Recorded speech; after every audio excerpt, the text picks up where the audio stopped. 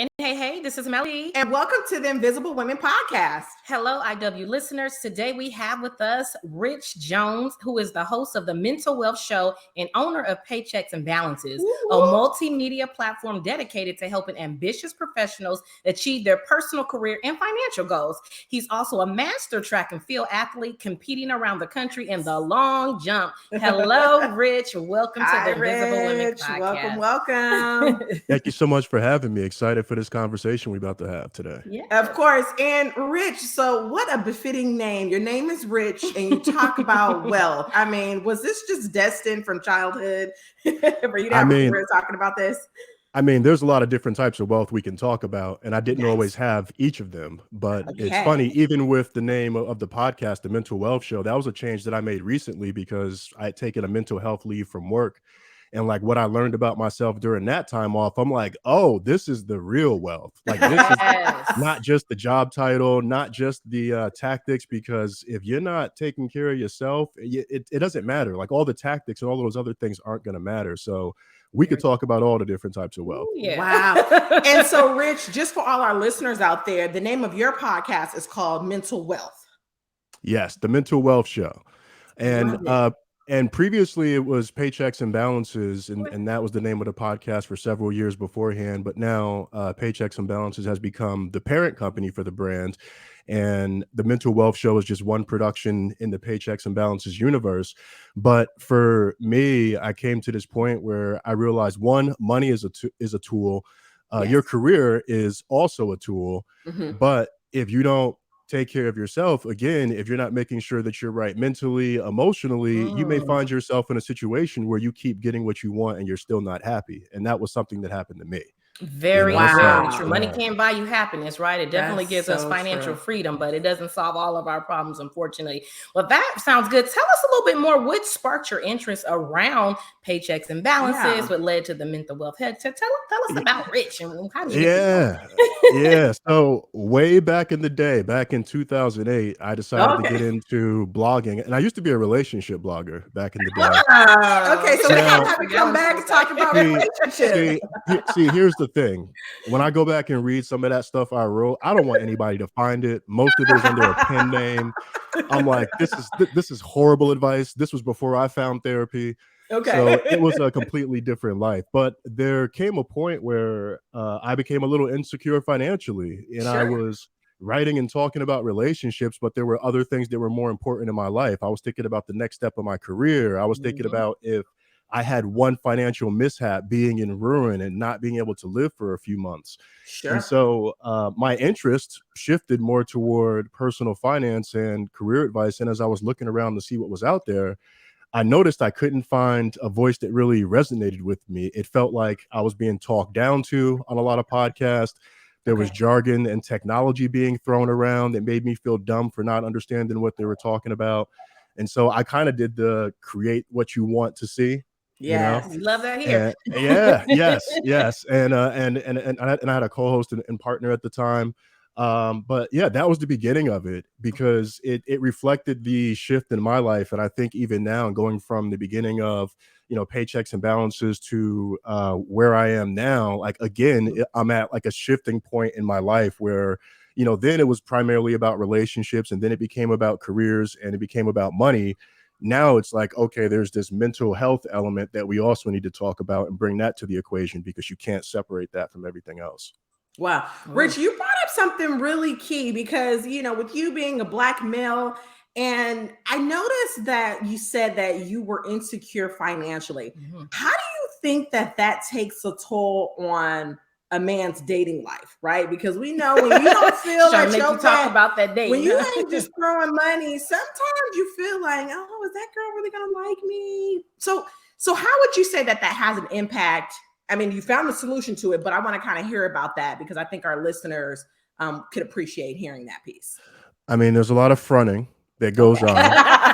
Front is and that because nobody wants to come off broke. I mean, I see stories on the internet of trash dude did X, and I see all of these scenarios on the internet, but I don't think most dudes want to come across that way when they're with somebody. So they would choose to spend the money, put it on a credit card, I think in many cases, and actually accumulate debt save face and come across that way.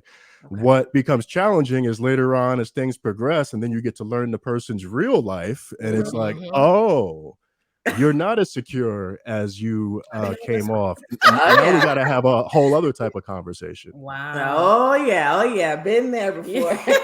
Well, one thing I definitely and I have a love for definitely teaching, finance, and that's one of my passions. But one thing that you said that really sparked is our personal relationship with money, and I think that definitely trickles over to many areas of our lives, right? Like you said, it can spill over to dating, our confidence, and financial illiteracy affects everyone, but I think it definitely affects, Black and brown communities, women, because we just don't feel like we have all the tools to navigate that. What are some tips that you think that you've learned along your journey that, we can definitely take on so that we can be successful in the area of money management and budgeting and try to really do it right and not just fake it till we make it? Yeah. Yo, the biggest piece of advice, and I've been thinking a lot about this even recently, you've got to run your own race. Okay. Because I spent a lot of time over the years making comparisons. Even to this day, I still make comparisons to other people, where they're at, what they're doing. And when I look back, oftentimes that has taken me off track from the path that I'm realizing that I've been on all along the way. And life isn't linear. So one, you got to be prepared to expect everything, but also you got to give yourself grace and know that it's not going to be perfect. And where you are in your journey, your situation is not the same. Going back to even how you grew up. Yeah. There are things where, so something that's been a trip to me, and this isn't a tip, and you might have to bring me back to it. Okay. But something that's been a trip to me is like, for all of these years, I would see things on TV about kids who were statistics and how, they grow up and the way that they impact them and the things that we don't learn. Sure. And then I recently had the realization that was me. Okay. And so I'm like, man, I remember just seeing my parents sit at the kitchen table and just pay the minimum on credit cards. So that became normal. And so when I got to college, I got the credit card, Okay. Yep. Like most of us do. Yeah. And I just, I was also the person who went to the bursar office in college and got the refund check, even though it was a loan, because I thought it was free money. So it's important that you give yourself grace and understand that, like, your journey is yours and you're going to make mistakes, because a lot of times I think people like us, we're overachievers, we're ambitious, we want to make impact, and sometimes we forget to stop and realize, like, we've made a lot of progress from where we actually started, even if it's something small. Even if you go from not saving to saving $25 a month, that is a big deal. Yes. That's key. That's key. And no, you just kind of got me going. This is so good. This is so meaty. And I gotta say it. What do we do here on Invisible Women Podcast? We like to what? Reclaim our time. We like to reclaim our power. And we like to reclaim our confidence, baby. And that is what we're doing here. Because when you just talked about, like, your childhood, I mean, I think we can agree to it. We had the ebbs and flows as well. Like, 1 minute we were rolling high. My mom owned a couple of different properties out here in California, and then we lost it all when the family got divorced. And then we had to downsize and get into a really tight apartment. So we did see our mother worked very hard, very smart lady, but we've seen her, like you said, paying the minimum, trying to make ends meet. And so for the question that I have for you is, when did it trigger in your mind? Because for most of us, you go off to college, you get the credit card, you get your financial aid refunds, and then you go out there and you get your career, and then you get that nice salary, and you're like, I've made it, you're partying it up. But when would you say that it clicked to you that you're like, hey, I got to make a change. I got to start doing something differently if I want to be financially secure as time goes on? Really, it was in my 30s. It was a few years into podcasting. So that's the thing. I've never called myself an expert. I've kind of always said I'm just a person who's had a set of experiences and I'm okay talking about them. And I've learned some lessons from those experiences. So there were a number of years where I didn't contribute the max to my 401k, but I could have, or I got stock from work and I cashed it out and used it on things that I can't even remember that I bought with that money. I'm so guilty of it. truth. You Yes, know, yes, yes. Speak to the choir. dealing with the, not updating my taxes so that I get hit with that tax bill one year for the first time in my life when I was expecting a refund. Sure. And these are all things that happened into my 30s. But I'd say really there was probably a point about five or so years ago where one, I determined that I was going to become 100% debt free. And so I started throwing, and I probably had maybe $15,000 of debt, $15 to $20,000 of debt at the time. And I started just throwing whatever extra money that came in. So if a bonus came in, that went toward my debt. If I made any side hustle money, that went toward my debt. And I just became really ambitious about that. And because like debt isn't freedom, you know, having that just hanging over your head, I just didn't like that feeling. And so, yes. And so at that point, once I paid off the credit card debt and once I paid off the car note, I had a car note. I paid that off a couple of years early. From that point forward, I was like, yo, I can't go back to the way that I was. And, I've had my different issues and challenges since then, but financially, like once I got to the greener pasture of like debt freedom and being like, wow, I don't have to assume that $320 is going to come out of my account every month for the car and this and that, like there was a lot of mental space that got me back. And that was kind of the real freedom that I was looking for. Wow. Yeah. And with that freedom, it actually boosts your confidence. I find that when you're not so backed up in all your bills and you have a little pot of savings or a big pot of savings, you do feel a lot more confident and it shows in your body language. You're happier. You're able to communicate more effectively. So that's great. So, okay, for our listeners out there, most of our 9-to-5ers are getting bonuses. If you're not getting it once a year, you might be getting it a couple times a year, depending on depending on your job. You may get bonuses or little stock options. RSUs. What would you suggest? Okay, so let's just say the average person gets a bonus once a year. What should they throw that bonus towards to gain financial freedom?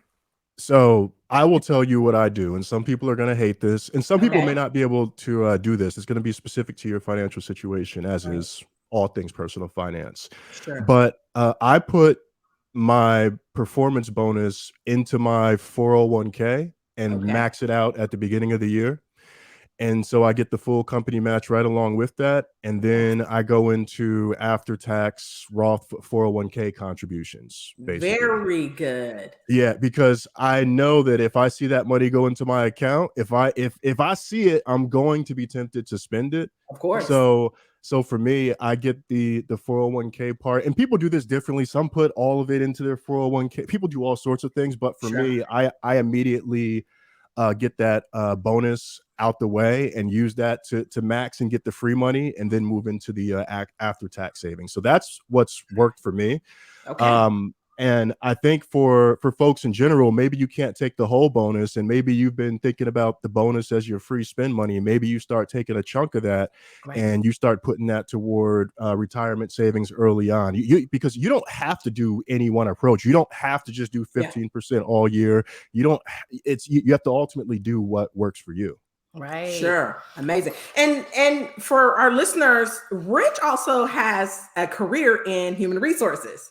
And so, with that being said, you're kind of getting a good piece of the pie. You know about finances, and then you also know about job offers, job opportunities. So can you talk to us a little bit about your HR career and what you've learned and how that kind of spilled over into your podcasting and your balances business? Yeah, it's been crazy. So my HR career officially started in 2008, right at the beginning of the recession, which wasn't the best, where I was a headhunter at a staffing agency in Boston. Very cool. I had taken that role as a stepping stone role because ultimately what I wanted to move into was an HR generalist position, but I didn't have HR generalist experience.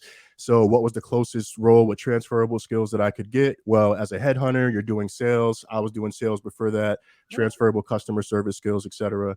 Sure. And so I did that, then ultimately did get an HR generalist role in New York City. And then from there got into staffing again and have been kind of in the recruiting HR world ever since.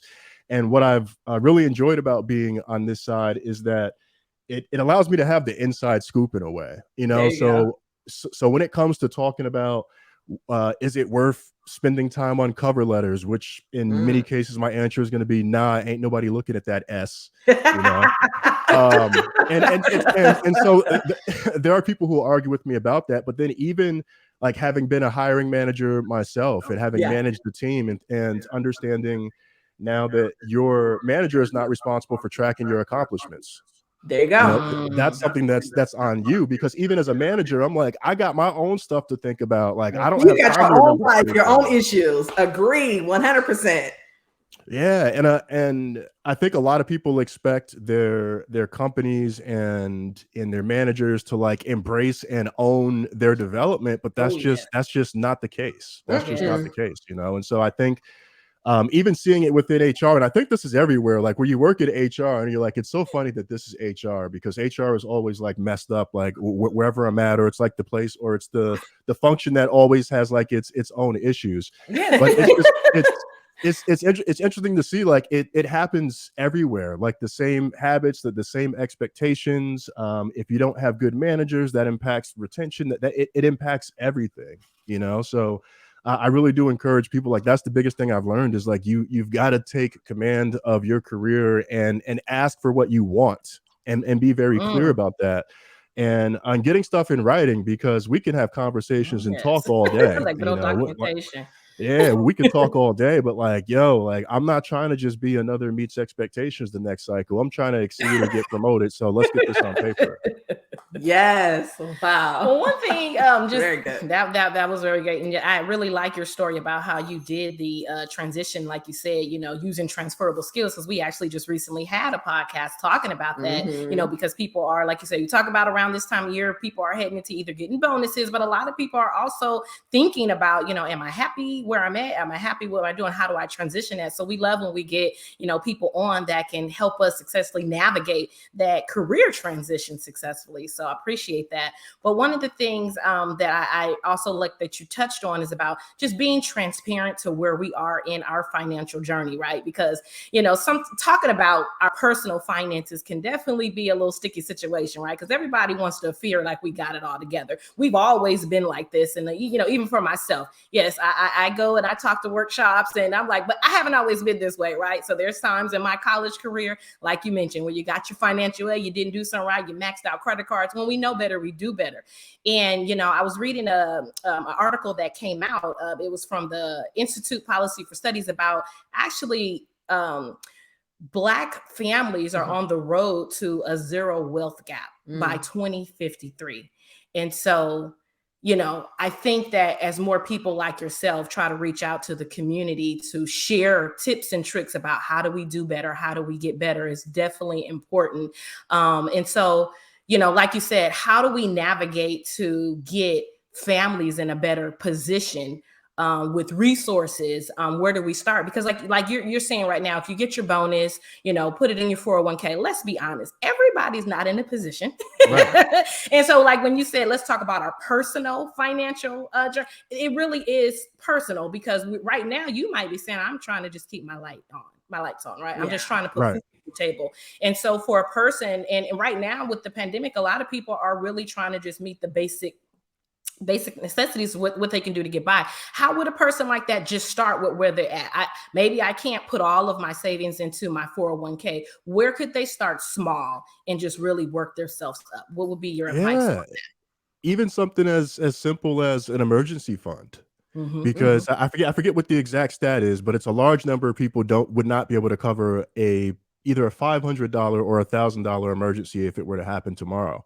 Right. So even starting with something like that. So, damn, man, I don't got anything in my savings account. You know what? I want to get to $500. Right. Yeah. You know, and so what does that take for you to get to $500? Okay. Or maybe it's more than that. Or, you know what? Like I am not trying to go into debt with a car. I want to be able to buy my next car in cash. I know that's going to be some years from now, but let me start saving for that now. So I'm going to automatically, you know, put X amount whenever I get extra money into that account, and then you get to watch it grow.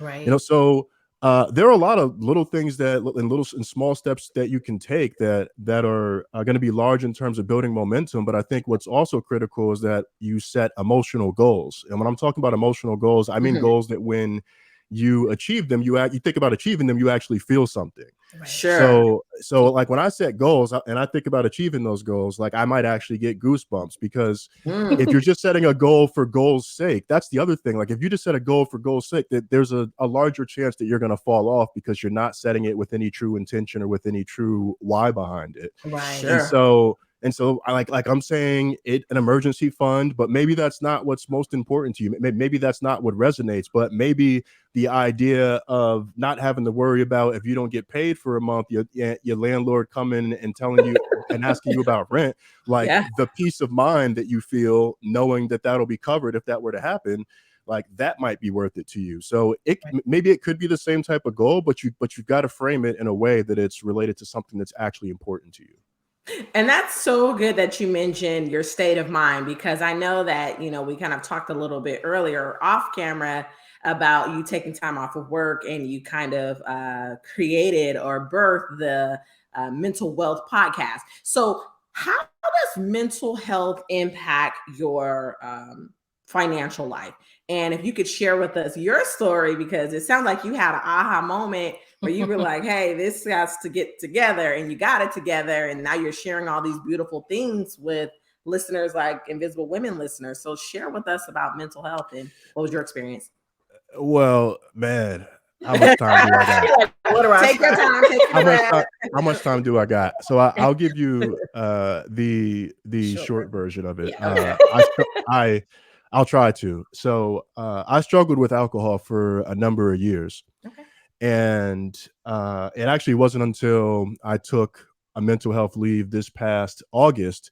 And at that time, I got into the point where basic work tasks became really difficult. I was having panic attacks. I was just feeling just a lot more on edge, a lot more anxious in ways that I hadn't really felt before. And so I said, you know what? I see other people on my team creating space for themselves. I need to create space for myself and take this leave. And when I went on this leave, I learned that I've had complex PTSD for most of my life and didn't know it all of this time as well. So for our listeners, what is complex PTSD? What is that? So a lot of people think when they think of post-traumatic stress disorder, they think of the military, somebody saw explosions, they saw someone die. But also for a lot of us, we experience maybe trauma that's not on that scale, but it can be continuous. There can be multiple events that happened anywhere during our lifetime that could be designated at trauma that ultimately impacted us in a way that we don't see it as PTSD because what we see on TV is not that. And that was also a trip for me. Like, when I thought of PTSD, I thought ex-military vets standing on a lawn in their drawers holding a gun. Right. Like that's to me what PTSD was. Sure. But then when I thought back through my life and like the nervousness, the angst, the way that I acted in different scenarios, I was like, man, that's a result of these different experiences that I had when I was a child, and even some experiences that I had as an adult. Now, I share this because alcohol in itself is not cheap. And throughout these years, I had stretches where, and that's the thing, like I was a high performer even while I was going through this. Absolutely. It's like functional drinking. And I'm going through this whole experience. And so, there are stretches where things are great. I'm not drinking, but then there's stretches where like every day I'm like going and getting a bottle or I'm grabbing a can of something. Yes. And I noticed when I ended up quitting July 1st, 2020. Congratulations. Thank you. And I actually started using an app. I think it's called Sober app or something like that to actually track how much money I was saving. And within like a year, I was like, I've saved like well over $1,000. And it's not just in the cost of the alcohol, but also the time that I got back from the fact that I was taking better care of myself. And then during that same period, my business revenue also went up as well. Very cool. So I'd made more in the past year after I quit than I'd made probably in the past 2 years combined. So it's like, how does this all come together? Well, you see like how the different lifestyle changes are impacting, because if it's drinking, it's not just the drinking, then I'm probably not eating healthy. So I'm spending a lot more money on food, That's right. And so for a lot of people, we get stuck in a cycle like that, and it becomes such a regular part of life. And it becomes maybe part of what we saw growing up. And we think that that's normal, that we don't even realize that like what we're doing is actually destructive, you know? And so I share that because like a lot of that's why I say like how I look at wealth has changed over the years, because yes, there was a stage where it was strictly about the finances and the numbers, but now I'm at a point where I'm like, yo, I'm good. I have no lack. And and I can confidently say that. But it's now it's this focus on unlocking this other level of wealth where it's like, yo, what can I do to ensure that I'm the happiest in my life, and not just for a period of time? Because a lot of us, we chase a goal, we achieve a goal, and then we're on to the next thing. So it's like, what is it actually that you're looking for? Sure. And I think that's an ongoing journey for a lot of us, and it's like a big part of why I'm talking about all the things that I'm talking about now, because I'm like, yo, if you don't address this, it's not just in like, oh, investing in business. It's like, nah, it's gonna hurt your pocket in all sorts of ways. Having even something like PTSD, that impacts how you show up at work. Maybe you don't speak up as much because you learn that when you speak, you learn growing up that when you speak up, you get slapped or you get rejected. So now you don't speak up at work. So now because you don't speak up for yourself, you're not getting promoted. So like that type of stuff, like it hits you in your pocket in ways that you might not even think about. Wow. I hope our listeners are taking notes. That was great. And we appreciate the transparency because that's Shout what we do here on the podcast. Like, it's for us, it's by us, and it's meant to inspire and help someone out there, because trust me, there's a listener out there that's going through the same things we are talking about, the same things. And to your point, as far as drinking, yes, you do. It's almost like the light bulb turns on because everything starts to kind of fall in order. You feel a lot more clarity. You can less spending, because a lot of times if you're drinking, you're probably doing the happy hours with the co-workers, and then after the happy hours, it's another happy hour, and you're just some pizza. And one thing that you touched on when you said happy hour, and first of all, yes, congratulations on your sobriety. And I think that that's very important to address now, because I know we've seen that the alcohol consumption has increased with the pandemic, and they've talked about that. And it's like, woohoo to those companies, because their revenues are shooting up. But for the people that, like you said, that find themselves in this dark place that may not be able to get out, not so good, right? Because it's affecting so many areas of our life. And so I think too, sometimes that there comes along with certain work cultures, I would say, like especially sometimes working at the tech companies. I know, I work for organizations where that's part of the culture, where on Fridays they have the happy hours, and then you may get, your younger employees, maybe their first time working at it, and they're like free drink. And so what may look fun and may look casual can, like you said, turn into a serious and toxic addiction that some people may not be able to get out of. And sometimes the happy hours, that is your segue to getting promoted. Like I can remember, I can relate to you, because I just recently, I stopped drinking. I wasn't like crazy drinking, but it just makes my body feel a lot better. But I can remember the times, we're very hyper focused, and so you're going out with the groups, you're doing the happy hours, and that's really your way to kind of get one-on-one with your peers or the directors. And then it's like, well, what do you really want to do? And then we're drinking, we're talking, and I'm spilling out my ambitions. So the next day I come to work, we're like, we had fun, girls. So am I promoted yet? Yo. And then you didn't really even want to be there. Right. You don't even want to be there. I didn't even want to go. So once you get there, like you said, maybe out of nervousness or anxiety, you're like, I guess I need to start, turning them upside down. And it's like, I didn't even really want to go. Yes.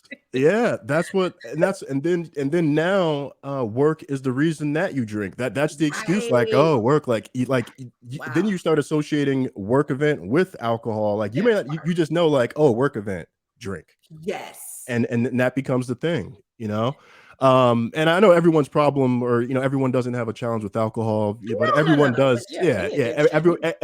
Everyone has a cycle that they probably need to break. But then two, like if you're trying to succeed and you're trying to do it, in we'll call the right way or the good way, or you're trying to play the game, that like going to these events that you don't actually want to go to, associating with people that you don't really want to associate with, that's part of it too. And there's a cost to that. Yes, it's a cost to your health, and as well as your mental health and physical. But I always like to say that you cannot win the game if you aren't in the game. So it's a double-edged sword. It's just depending on where you're at in your life. And I feel like you're at a good place in your life where you're clear. You know what it is you want. I know that, we work on that daily, like what are the things that are really going to make me happy? But for the most part, it feels like I would say a good 80% of you're content with what you're doing, and this is your true passion. And not to bash any of the companies that do that, but one thing I've also seen too is more companies are investing in perks like mind, body, wellness for the employees, because I think more employees have been been more vocal about their experiences, especially through the pandemic. So the pandemic has been a blessing and a curse in disguise. Yeah. And so, like you said, I think we have to dig deep inside and figure out our areas that we need to improve in. And look, it will benefit across all areas of our life. So I think that's definitely awesome. Yeah. And so, okay, this is another good one. I was reading this article. I don't know if you ever read this article. It's I think it's Financial Samurai, and they were talking about your chances of becoming a millionaire by race, age, and education. So this is for us, this is by us. And it was really stunning because it kind of broke it out, right, by race and by education. So of course, like by high school degree, whites and Asians had a pretty high percentage of still becoming a millionaire. But then as it started going like associates and bachelors, so blacks were at 1% all throughout. And then it slightly changed if you have like a bachelor's degree to 3%. And then it soared up for whites and Asians to like 30%. And then as you go up like MBA, like yourself, Melody, and things like that, it went up just a slight little bit. So I guess the question that I have is I think it's common knowledge. We all know that you will not get rich working a 9 to 5, right? And we're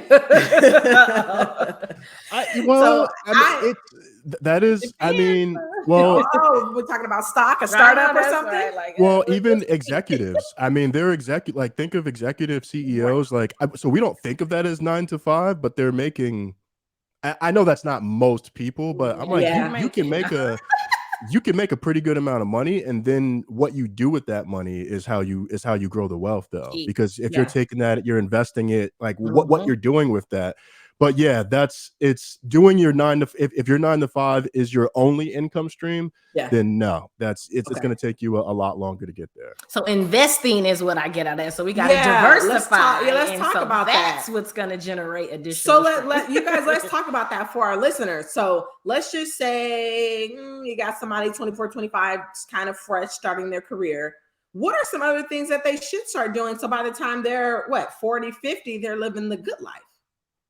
Yeah, I mean, if we go beyond the 401k, or if you're in the public sector, I forget exactly what it is, but beyond maxing out the 401k or whatever the retirement vehicle is. If you're feeling good about the savings account, the next thing is starting to think about these additional income streams. And we hear a lot about investing, but there's different types of investings. It's whether you're investing in index funds, which is essentially a collection of stocks. When people talk about buying index funds, you're essentially buying a collection of stocks that fall within that particular index. And when I say index, there's New York Stock Exchange, et cetera, for example. There are folks who are doing more of the day trading, where it's selling one day buying one day. Well, they're probably selling some days, buying the next. All in the same day. All in the same day. And there's a lot of folks who are creating courses and content around that right now to help folks learn how to trade. And I think that's also been a gift within this, is that a lot more people are interested in creating these additional revenue streams for themselves, and there are a lot more people who are interested in investing in a way that they probably weren't before, even if they were more interested in things like toilet paper stocks early in the pandemic.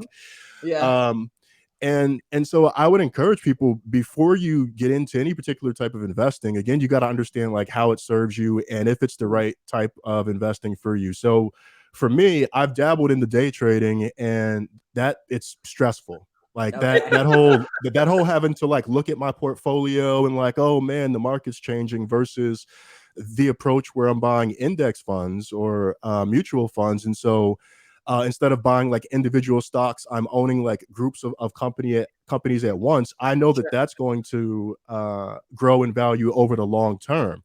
So when these little things are happening in the market, or these big things are happening in the market, I don't worry about it, because I know I'm not thinking about that money for 10, 15, 20 years. So what's happening right now is irrelevant. But like mentally that fits me. Whereas someone else might have the patience and the discipline to be at their station at certain hours, to be trading, to learn all of the technology and jargon and buys, puts, because there's still stuff that I don't even know how to confidently explain myself. Sure. You know? Right. Yeah. It's a So lot going on.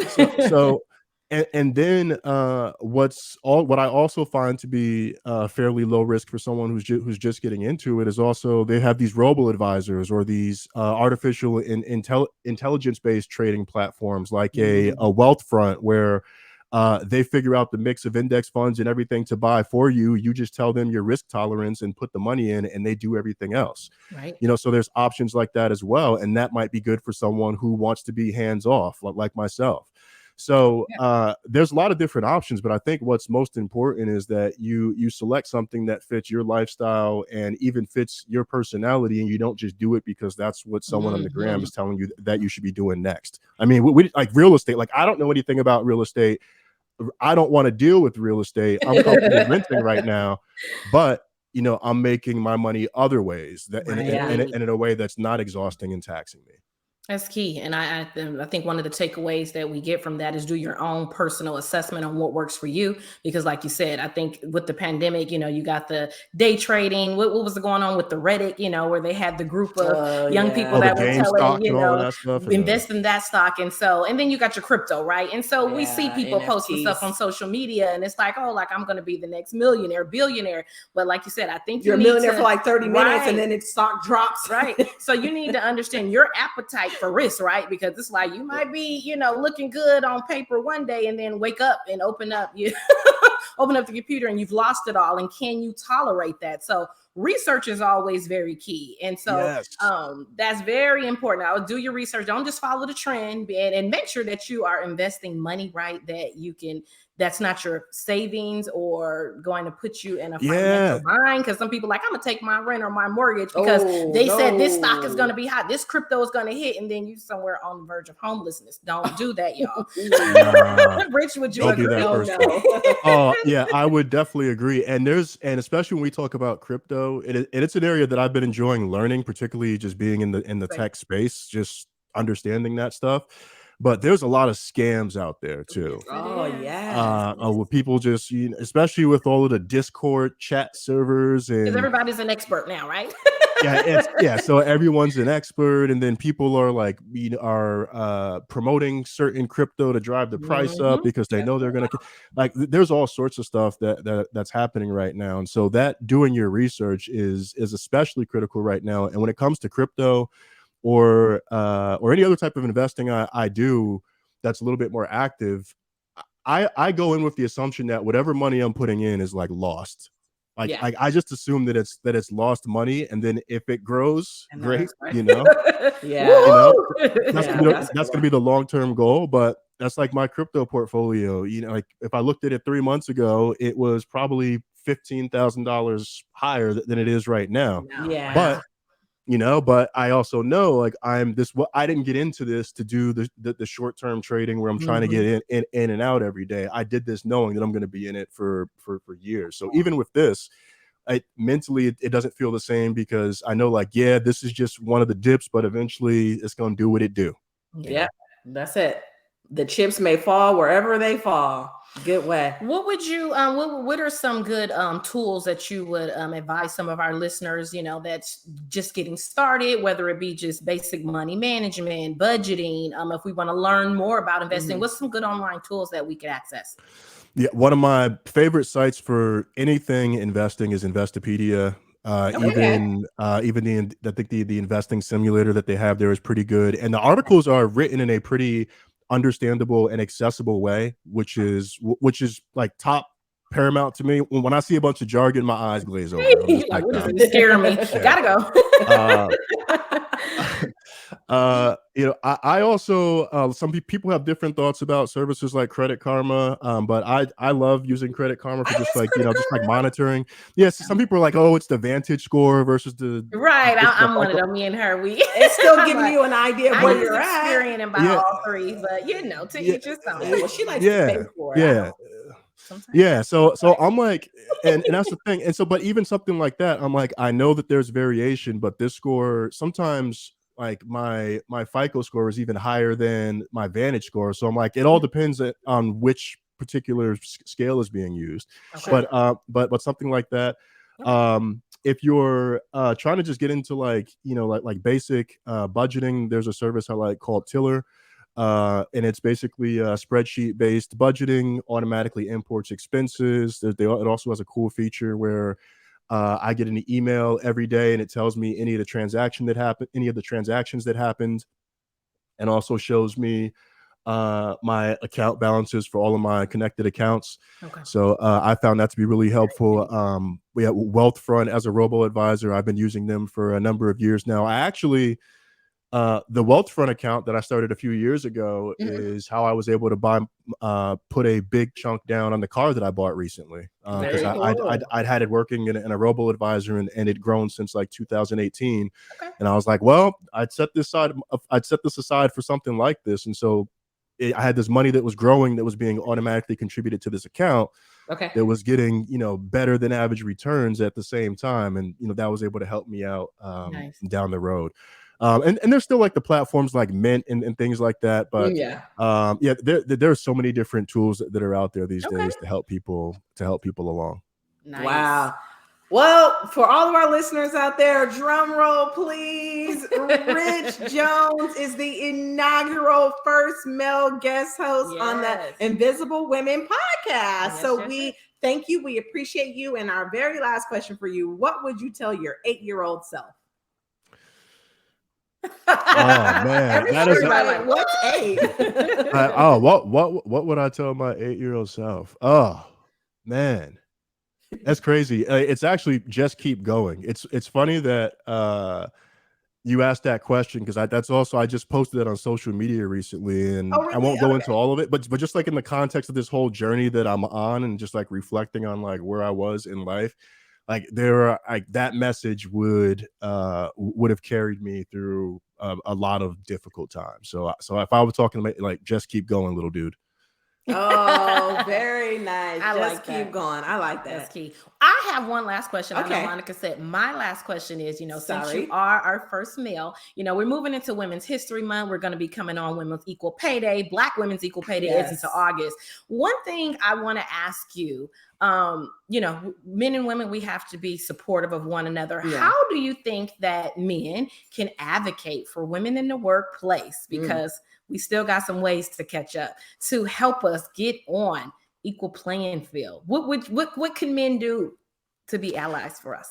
Oh, there's so many different things, and let's a couple top ones. Yeah. I think one is listening, and when I say listening, I don't just mean in a one-on-one scenario, but even when you're in group conversations, like listening to see how people, who's being cut in over. I found that sometimes there'll be folks who might be a little bit more hesitant about speaking, and you might see them like start to speak, but then someone is cutting in over them. So looking out for scenarios like that, and even being like, hey, someone's insert name. Did you have something to add? So looking for those opportunities to include. Also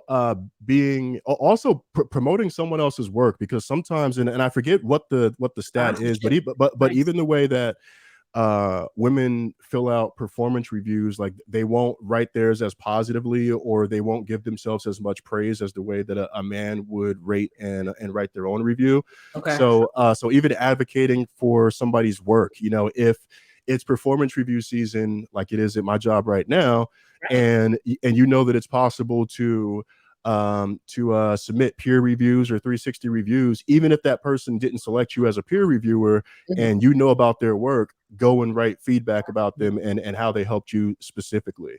Because a lot of it in corporate America, like, and unfortunately, like the passive approach doesn't work. Like a lot of it is like you need to actively speak up and intervene and correct someone. Like I've actually had to tell someone in the meeting, like, yo, like, dude, like you've been talking too much, man. Let somebody else talk. Pass the mic. And it can be hard to do that, because like you don't want to rock the boat, you don't want to create difficulty for yourself. But I found that in many scenarios, like it does require that direct type of intervention, and it doesn't always have to be super forceful. It could just be you hear someone talking to someone like a certain way, and you step in or you call that person over because you see that they don't know how to get out the conversation, and you distract that conversation so that person can get away and feel safe again. So like there's a lot of things you can do, and if it's a challenge, even like going on like LinkedIn, they have a whole course library of I'm sure that there's like plenty of free courses and content that's out there to help specifically with this, because we're in an era where there's so much information available that like there's really no excuse to like not know how to not know how to help, or to say that like you don't know how, because there's so much information out there. So go pick up a book, talk to somebody, but like like be on the lookout. Okay. Be on the I lookout. appreciate that. I appreciate that. We appreciate that feedback. Well, thank you so much again, Rich. Yes, Rich. Glad to have you, and we might have to have you on again. And we got more topics to talk about. Thank you so much. Yes, this was so much fun. I love having these type of conversations to start my day, and this has been a great experience. Wishing you all the best, and your audience. I already know the audience is awesome. Keep being awesome. Be deliberately dope. And where, Rich, before we go, where can they find you? What's your website? What's your social media handles?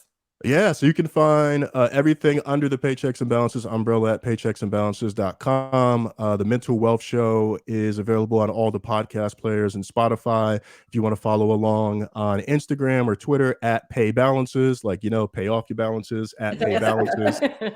So where I talk a bit about personal finance, a bit about careers, but I'm also chronicling this track and field journey of getting back out there into the sand after, 14 plus years off. Also, something else that I wouldn't have been able to do unless I'd quit alcohol and made some of those lifestyle changes. Look at it. All coming full circle. Yes. So that's where to find me. And this has been awesome. I really appreciate you having me. To all our listeners, I hope you picked up what Rich Jones laid down, because it is true gems. Thank you so much, and continue listening, and go follow Rich Jones and listen to his podcast, Mental Wealth. The Mental Wealth Show. There we go. There you have it. Thank you so much. Thank you, Rich. Enjoy your weekend. Take care. You too.